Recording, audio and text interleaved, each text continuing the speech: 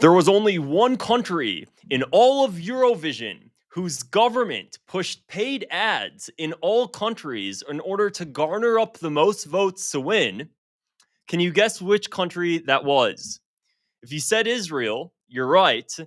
This is it's so funny because if somebody asked you which country do you think would try to cheat in Eurovision, it being Israel just isn't surprising. I'm going to be honest here. So, this was discovered a few months back, but because of Israel now being allowed to compete in Eurovision, it's resurfacing. And it's quite shocking to see that Israel's government was the only government, the actual government itself, not just third parties, that went ahead and tried to push advertisements and pushed advertisements in all of these different countries. So here's a previous article that was written in Eurovision News.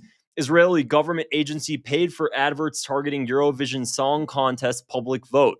An investigation by Eurovision News Spotlight has uncovered evidence that an agency of the Israeli government deployed cross-platform advertising and used state social media accounts to directly target and encourage the public in participating countries to vote for the Israeli entry into the Eurovision Song Contest. The Israeli government advertising agency, which serves various government offices, they also provided instructions on how to vote up to 20 times for the country's representative in the 2025 contest held in Switzerland. Although promoting a country's entry is permitted, social media users have raised concerns that these actions may contravene the spirit of the competition by potentially politicizing or instrumentalizing the voting process. And it goes on, Israel's entrant finished in second place as her performance received 297 public votes, the highest number of public votes for any act in Saturday's grand final. Israel ranked 14th after the jury's vote, receiving the maximum 12 point for one country, Azerbaijan, which briefly put the Middle Eastern country in the lead. However, Austria ultimately secured enough public votes to overtake Israel and win the title. It's so funny because after all of this happened now, Israel is tightening voting rules to tamp down on government influence. The New York Times headline won't just simply say Eurovision is tightening voting rules after Israel decided to scheme and manipulate things behind the scene and push government propaganda. No other country did this. Now, why do you think that Israel would have decided to do this and no other company? One, because Israel loves to cheat. I don't know. It just seems like it's something that the country loves to do. They're like cheating and manipulative type of country. They do blackmail operations. They love to cheat. It's really not a surprise there. I guess it was promised to them 3,000 years ago, the Eurovision title.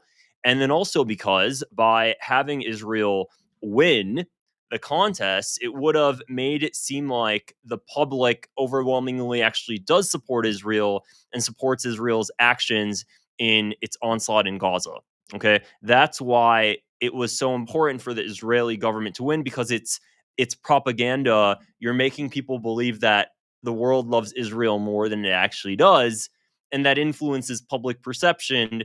And by influencing public perception, you're also, of course, influencing Israel's ability to commit atrocities and still receive public approval.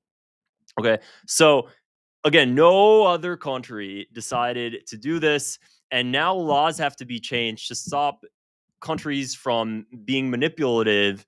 They should have just publicly said Israel is being manipulative. So here's another article from the BBC, actually, that also mentioned this. And what's so funny is that the BBC's article here, there we go, Eurovision results prompt questioning over voting. Israel's Eurovision results prompt questioning over voting. Israel's success in the public vote has prompted calls from a string of countries to examine the results and voting system. This is because broadcasters in Ireland, the Netherlands, Belgium, Spain, Iceland, and Finland have raised serious concerns on questions about the public vote, with some requesting an audit. Eurovision, European Broadcasting Union, said the vote has been independently checked and verified, that they took any concerns seriously. Israel was ranked joint 14th by national juries, but shot up to the leaderboard thanks to results by phone and online vote. Belgium, the Netherlands, Spain, and the United Kingdom were among the countries whose viewers awarded Israel the maximum 12 points, with Ireland and Finland giving 10. Ireland giving 10. BS. Ireland would simply never vote for Israel. It's not like, oh, well, actually, maybe it's just the Irish government that doesn't like Israel, but the people don't like Israel. No, the people don't like Israel too. I've met a lot of Irish people. The country overwhelmingly is not in support of Israel. Overwhelmingly. Okay, Spain, overwhelmingly a huge just disapproval with Israel's actions. So the idea that they're receiving this many votes from apparently these hidden diehard fans, as if there's no manipulation being at play, is ridiculous. There's always some. I swear to God, dude, there's always just some sort of scheming. It's weird. It's so weird. It's like no other country does this. No other country does this. So it's just like, what is going on? A spokesperson for the Flemish public broadcast stated, "We have no indication that the counting of the televotes wasn't carried out correctly, but we are asking for complete transparency on the part of EBU. The question is, above all, whether the current system guarantees a fair reflection of the opinions of the viewers and listeners." Okay. Israel's involvement, quote, raised the question of whether Eurovision still truly functions as an apolitical, unifying, and cultural event. And we can confirm that we have been in touch with several broadcasters since to just continue to check things. That's basically what the entire article says here.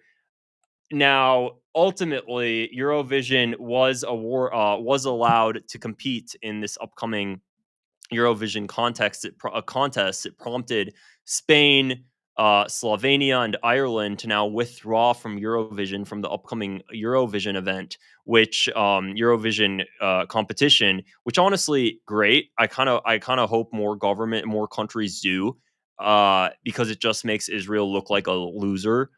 And I'm all for that. Any opportunity to just make Israel look like a loser, I'm all there. Let's do it. So it's but then again, you really don't have to be the one to put in effort to make Israel look like a loser, considering they just love to go around manipulating things and messing with votes. It's such a scheming, dude. It's crazy. It's crazy. Genuinely, it's actually like laughable, because if the